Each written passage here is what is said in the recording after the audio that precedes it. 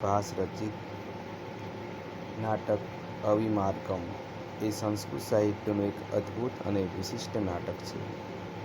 ભાસના અન્ય નાટકો જેમ કે સ્વપ્ન વાસોદત્તમની જેમ આ પણ તેમની આગવી શૈલી અને રોચક કથાવસ્તુ માટે જાણીતું છે. આ નાટક મુખ્યત્વે કાલ્પનિક કથા અને પ્રેમરસ એટલે કે શૃંગારરસ પર આધારિત 6 અંકનું નાટક રૂપક છે. અહીં આ નાટકની મુખ્ય વિગતો અને કથાવસ્તુ સરળ અને સમજૂતી આપી છે. શીર્ષકનો અર્થ અવિમારકમ કોણ છે? તો નાટકનું નામ તેના મુખ્ય નાયકના નામ પરથી રાખવામાં આવ્યું છે. અવિ એટલે ઘેટું અહીં અસુર રાક્ષસના અર્થમાં છે. મારક એટલે મારનારો. કથાવસ્તુ નાયક વિષ્ણુસેન અવિમાર્ક નામના એક ભયંકર અસુરનો વધ કર્યો હતો, તેથી તેનું નામ અવિમાર્કમ પડ્યું. મુખ્ય પાત્રો જોઈએ. નાયક અવિમાર્કમ, જે વાસ્તવમાં સૌબીર દેશનો રાજકુમાર વિષ્ણુસેન છે, પરંતુ શાપને કારણે ચાંડાલ વેશમાં છુપાઈને રહે છે. નાયિકા કુરંગી કાશીરાજ પુત્રી અને રાજા કુંતીભોજની ભત્રીજી પુત્રી છે. અન્ય પાત્રો રાજા કુંતીભોજ, સુદર્શનના માતા અને વિભિન્ન સખીઓ તથા મિત્રો છે. ટૂંકમાં આપણે એની કથાવસ્તુ જોઈ લઈએ. પ્રેમનો પ્રારંભ. એક દિવસ રાજા કુંતીભોજની પુત્રી કુરંગી પર એક મદોન્મત્ત હાથી હુમલો કરે છે. તે સમયે કુરંગીના પ્રાણ બચાવવા માટે અવિમારક ત્યાં આવી પહોંચે છે અને હાથીને વશ કરી કુરંગીને બચાવે છે. આ પ્રથમ મુલાકાતમાં જ બંને એકબીજાના પ્રેમમાં પડે છે. સામાજિક અવરોધ. અવિમારક હાલમાં એક અસ્પૃશ્ય ચાંડાળ તરીકે જીવી રહ્યો હોવાથી તે કુરંગી સાથે સીધો વિવાહ કરી શકતો નથી. કુરંગીના પિતા પણ પોતાની પુત્રીના લગ્ન એક ઉચ્ચ કુળમાં રાજકુમાર સાથે કરવા ઈચ્છે છે. ગુપ્ત મુલાકાતો. પ્રેમની તડપના અવિમારકમ રાત્રિના સમયે છુપી રીતે મહેલમાં પ્રવેશે છે અને કુરંગીને મળે છે. બંને ગંધર્વ વિવાહ કરે છે, પરંતુ પકડાઈ જવાના ડરથી અવિમારકે ત્યાંથી ભાગવું પડે છે. વિવાહ અને ચમત્કાર.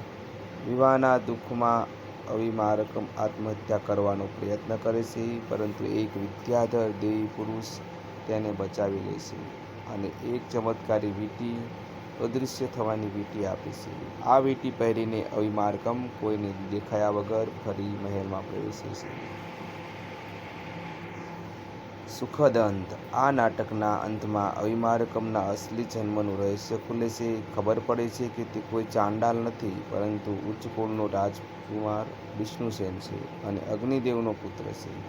શાપનો સમય પૂરો થતાં જ રાજા કુંતીભોજ ખુશી ખુશી કુરંગી અને અવિમારકમના લગ્ન કરાવી દે છે.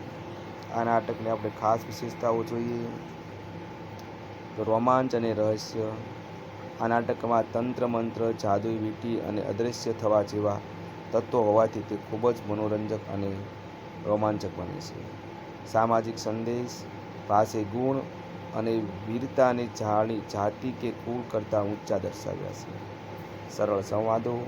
ભાસની આગવી શૈલી મુજબ આ નાટકના સંવાદો પણ ટૂંકા, વેગવંતા, હૃદયસ્પર્શી છે. સંસ્કૃત સાહિત્યમાં પ્રેમ, સાહસ અને ચમત્કારના સમન્વયવાળી વાર્તાઓમાં અવિમારકમનું ખૂબ મહત્વનું સ્થાન છે. એવું જ આપણે સામાજિક સમસ્યાઓ પર બીજું નાટક જોઈ લઈએ. તો મહાકવિ ભાસના નાટકોની શ્રેણીમાં ચારુદત્ત એક ખૂબ જ મહત્વનું અને પ્રખ્યાત નાટક છે. આ નાટક સંસ્કૃત સાહિત્યમાં એટલા માટે ખાસ છે કારણ કે તે કોઈ રાજા, મહારાજા, પૌરાણિક દેવી દેવતાઓની વાર્તા નથી, પણ સામાન્ય સમાજના જીવંત પાત્રોની વાર્તા છે. આ નાટક કુલ 4 અંકોનું છે અને કમનસીબે અપૂર્ણ, અધૂરું માનવામાં આવે છે. પાછળથી પ્રખ્યાત કવિ શુદ્રકે આ જ વાર્તાને આધારે પોતાનું પ્રખ્યાત નાટક મુચકટિકમ માટીની ગાડી લખ્યું હતું, જે પૂરેપૂરું ઉપલબ્ધ છે. અહીં ચારુદત્તમ નાટકની મુખ્ય વિશેષતાઓ અને કથાવસ્તુ સરળ શબ્દોમાં આપી છે. આ નાટક સજ્જનતા, ગરીબી, પ્રેમ અને નૈતિકતાની આસપાસ ફરે છે. આમાં મુખ્ય રસ શૃંગાર રસ, પ્રેમ રસ છે, પરંતુ તેની સાથે સમાજની વાસ્તવિકતા અને ગરીબીનું ખૂબ જ સુંદર ચિત્રણ કરવામાં આવ્યું છે. મુખ્ય પાત્રો જોઈ લઈએ તો નાયક ચારુદત્ત ઉજ્જૈન નગરીનો એક અત્યંત ઉદાર કળાપ્રેમી સજ્જન બ્રાહ્મણ વેપારી છે, જે પોતાની અતિશય દાનવીરતાને કારણે ગરીબ થઈ ગયો છે. નાયિકા વસંત સેના ઉજ્જૈની એક ખૂબ જ સુંદર, ધનવાન અને ગુણવાન ગણિકા નર્તકી છે, જે ચારુદત્તના ગુણો પર મોહિત થાય છે. ખલનાયક સત્કાર રાજાનો સાળો, જે અહંકારી, મૂર્ખ, ક્રૂર છે અને વસંત સેનાને મેળવવા માટે માગે છે, પરંતુ વસંત સેના તેને મોહિત થતી નથી, તેને ધિક્કારે છે. મૈત્રેય ચારુદત્તનો વફાદાર અને ગરીબ મિત્ર છે, જે સુખ દુઃખમાં તેની સાથે રહે છે. સજ્જન એક ચોર, જે પોતાની પ્રેમિકા મદનિકા અને વસંત સેનાની દાસી છે, તેને મુક્ત કરવા માટે ચોરી કરે છે. સંક્ષિપ્ત કથા વસ્તુ: પ્રેમનો અંકુર. વસંત સેના એક સાંજે ખલનાયક સકારના ત્રાસથી બચવા ભાગતી ભાગતી અંધારામાં ચારુદત્તના ઘરમાં ભરાઈ જાય છે. ચારુદત્ત ગરીબ હોવા છતાં અત્યંત સજ્જન છે. વસંત સેના તેનાથી પ્રભાવિત થાય છે અને બંને વચ્ચે મનોમન પ્રેમ જાગે છે. ઘરેણાની થાપણ. સકારના ડરથી વસંત સેના પોતાના કિંમતી ઘરેણા ચારુદત્તના ઘરે થાપણ તરીકે સુરક્ષિત રાખવા માટે મૂકી જાય છે. ઘરેણાની ચોરી થાય છે. તે જ રાતે સંજલક નામનો એક ચોર ચારુદત્તના ઘરમાં ખાતર પાડે છે, ચોરી કરે છે અને વસંત સેનાના એક ઘરેણા ચોરી જાય છે. રસપ્રદ વાત એ છે કે સંજલક આ ઘરેણા વસંત સેનાની જ દાસી મદનિકાને ગુલામીમાંથી આઝાદ કરવા માટે વસંત સેનાને જ આપવા જાય છે. ચારુદત્તની પ્રામાણિકતા. જ્યારે ચારુદત્તને ખબર પડે છે કે થાપણ ચોરાઈ ગઈ છે, ત્યારે તે પોતાની ગરીબી છતાં બદનામીથી બચવા માટે પોતાની પત્નીની એકમાત્ર કિંમતી રત્નમાળા મૈત્રેય હાથે વસંત સેનાને મોકલાવે છે, જેથી ઘરેણાના બદલામાં તે આપી શકાય. વસંત સેના બધી હકીકત જાણે છે અને ચારુદત્તને પ્રામાણિકતા જોઈને તેના પ્રત્યે આદર અને પ્રેમ હજુ વધી જાય છે. અહીં ચોથા અંકમાં અંતે ભાસનું આ નાટક અધૂરું રહી જાય છે.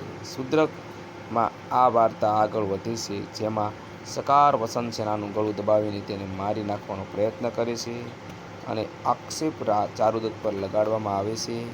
ફાંસીની સજા કરાવે છે, પણ અંતે વસંત સેના જીવતી પાછી આવે છે અને ચારુદત્ત બચી જાય છે. નાટકની વિશેષતાઓ અને મહત્વ. ગરીબીનું વર્ણન. ચારુદત્તના પાત્ર દ્વારા મહાકવિ પાસે દર્શાવ્યું છે કે માણસ ગરીબ થાય ત્યારે તેના મિત્રો અને સમાજ તેની સાથે કેવું વર્તન કરે છે. ચારુદત્તનો સંવાદ. મને મૃત્યુનો ડર નથી, પણ ગરીબીના કારણે લોકો ચરિત્ર પર શંકા કરે છે તેનું દુઃખ છે. પાત્રોની ઉદારતા.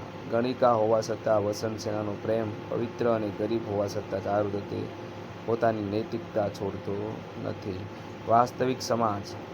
આ નાટકમાં તત્કાલીન ઉજ્જૈન નગરીના બજારો, ગલીઓ, ચોરો, જુગારીઓ અને સામાન્ય લોકોની જિંદગીની ઝાંખી કરાવે છે.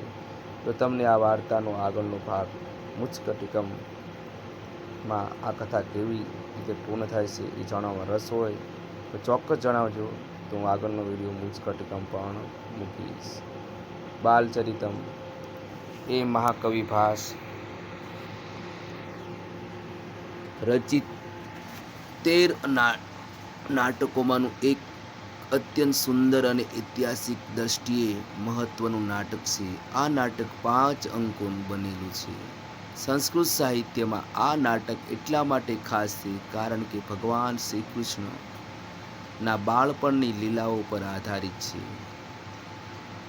આ સૌ પ્રથમ ઉપલબ્ધ નાટક માનવામાં આવે છે. આ નાટકની કથા વસ્તુ મુખ્યત્વે મહાભારત, હરિવંશ પુરાણ અને શ્રીમદ ભાગવત પુરાણમાં કૃષ્ણ ચરિત્ર પર આધારિત છે. અહીં બાલચરિતમ નાટકની મુખ્ય વિગતો અને તેની વિશેષતાઓ આપણે સરળમાં સરળ સમજૂતી સાથે જોઈ લઈએ. મુખ્ય કથા વસ્તુ. નાટકની શરૂઆત ભગવાન વિષ્ણુની સ્તુતિ નાંદી પાઠથી થાય છે અને તેમાં શ્રી કૃષ્ણના જન્મથી લઈને કંસના વધ સુધીની કથા વણી લેવામાં આવી છે.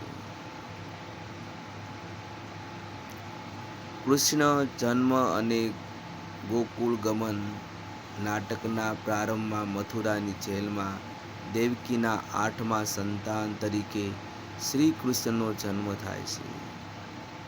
વસુદેવજી કંસના ડરથી રાતોરાત બાલકૃષ્ણને લઈને યમુનાજી પાર કરી ગોકુલ નંદબાબાના ઘરે મૂકી આવે છે અને ત્યાં જન્મેલી કન્યા માયાને જેલમાં લઈ આવે છે. કંસનો ભય. કંસ જ્યારે એ નવજાત કન્યાને પથ્થર પર પછાડીને મારવા જાય છે ત્યારે તે કન્યા આકાશમાં અદૃશ્ય થઈ જાય છે અને ભવિષ્યવાણી કરે છે કે કંસનો કાળ તેને મારનારો ગોકુળમાં મોટો થઈ રહ્યો છે. આ સાંભળીને કંસ ભયભીત થઈ જાય છે. બાળ લીલાઓ અને રાક્ષસોનો વધ. ગોકુળમાં શ્રી કૃષ્ણ અને બલરામ મોટા થાય છે. નાટકમાં કૃષ્ણ ભગવાન દ્વારા પૂતના, શકટાસુર, ધેનુકાસુર અને પ્રલંબાસુર જેવા કંસ દ્વારા મોકલાયેલા રાક્ષસોના વધની રોમાંચક કથા સુંદર રીતે વર્ણવી છે. આ ઉપરાંત કાલિયનાગ નાથવાની કાલિયદમન લીલા પણ આમાં વર્ણવેલી છે. મલ્લયુદ્ધ અને કંસયુદ્ધ. અંતિમ અંકોમાં કંસયુદ્ધ અને બલરામને મારવા માટે કંસ કૃષ્ણ અને બલરામને મારવા માટે મથુરા તેડાવે છે. કંસ કૃષ્ણ અને બલરામને મારવા માટે મથુરા તેડાવે છે અને ધનુષ યજ્ઞનું આયોજન કરે છે. ત્યાં મથુરાની સભામાં શ્રી કૃષ્ણ કંસ શક્તિશાળી પહેલવાનો ચાણૂર અને મુષ્ટિકનો નાશ કરે છે અને અંતે અત્યાચારી રાજા કંસનો વધ કરીને ઉગ્રસેનની ગાદી પર બેસાડે છે. નાટકની મુખ્ય વિશેષતાઓ. વીર અને અદ્ભુત રસ. આમ તો આ બાળલીલા છે, પરંતુ ભાસે આ નાટકમાં બાળ સહજ રમતો કરતા શ્રી કૃષ્ણના પરાક્રમો, વીરતા અને દુષ્ટનો નાશ પર વધુ ભાર મૂક્યો છે. તેથી આમાં વીર રસ અને અદ્ભુત રસ મુખ્ય છે. મંચનની દ્રષ્ટિએ વિશિષ્ટ જોઈએ તો શ્રી કૃષ્ણ નાટ્યશાસ્ત્રના નિયમો અનુસાર સ્ટેજ પર યુદ્ધ કે મૃત્યુ બતાવવાની મનાઈ હોય છે, પરંતુ મહાકવિ પાસે પોતાના આ નાટકમાં સ્ટેજ પર રાક્ષસનો વધ અને કંસના મૃત્યુના દ્રશ્યો ખૂબ જ નિડરતાથી સમજાવી છે અને રજૂ કર્યા છે. પાત્રોનું માનવીયકરણ. ભાસે શ્રી કૃષ્ણના ભગવાન તરીકે દર્શાવવાની સાથે એક સાહસિક અને ગોવાળો સાથે હળીમળીને રહેતા અત્યંત પ્રેમાળ બાળકના રૂપમાં સુંદર રીતે આલેખ્યા છે. રૂપકોનો પ્રયોગ. ભાસના નાટકમાં સાપ, કીર્તિ અને શ્રી જેવા અમૃત ભાવોને પણ પાત્રો તરીકે સ્ટેજ પર લાવીને એક નવો પ્રયોગ કર્યો છે.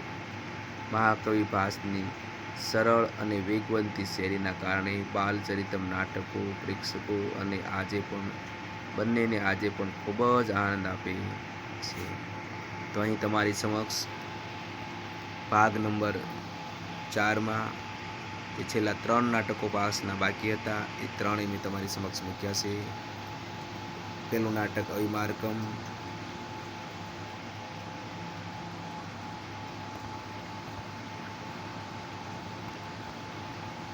બીજું નાટક ચારુદત્તમ,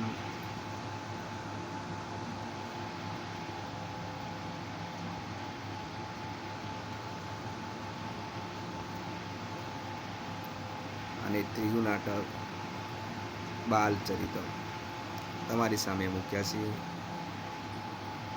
અને મેં કીધું એ પ્રમાણે જો તમને આ વિડીયો સરસ મજાનો લાગે તો કોમેન્ટ કરજો. તો આગળના વિડીયોમાં હું મુચ્ચકટિગમ નાટકનો વિડીયો બનાવી અને મૂકવા પ્રયત્ન કરીશ.